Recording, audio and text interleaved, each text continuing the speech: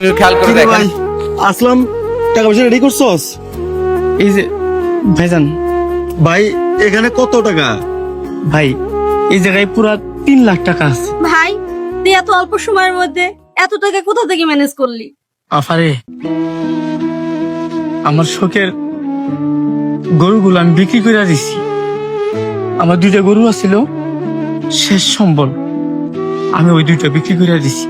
ভাই তুমি আমার টাকা দেওয়ার জন্য তোমার এই শখের গরুগুলা বিক্রি করে দিলা?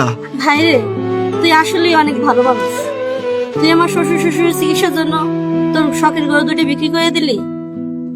আফারে, গরু তো আবার কিনতে পারবো, যদি মায়ের একটা কিছু হয়ে যায় তোরা এই টাকা দিয়ে মায়ের চিকিৎসা কর। এই যে আমার ভাই, তারে আমি দুলা ভাইয়ের মতো দেখি, তারে আমি আমার নিজের ভাইয়ের মতো দেখি। আমার যদি একটা বড় ভাই থাকতো, আমার মনে হয় তার মতো করে আমারে ভালোবাসতো। এই গরুগুলো আমি কেমনে কিনছিলাম? আমি তো ভাত খাইতে পারতাম না, এক সময় আমার সংসার চলতো না। আমার দুলা ভাই আমার গরু কেনার জন্য টাকা দিছিল, আজকে সেই গরু বিক্রি করছি, আমি তার টাকায় তারে দিছি। আজকে আমার খুব ভালো লাগতেছে যে আমি আমার ভাইয়ের বিপদে কাজে লাগছি। ভাইজান, আপনি আর কোনো দেরি করেন না, আফারে নিয়ে তাড়াতাড়ি যান, মায়ের মেডিকেলে নেন, আমি আইতেছি।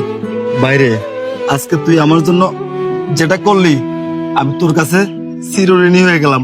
আমি তোরে জীবনও ভুলবো না। ভাইজান, আপনার দেরি করেন না, আপনার নিয়ে তাড়াতাড়ি যান, আমি আইতাছি, যান। চলো।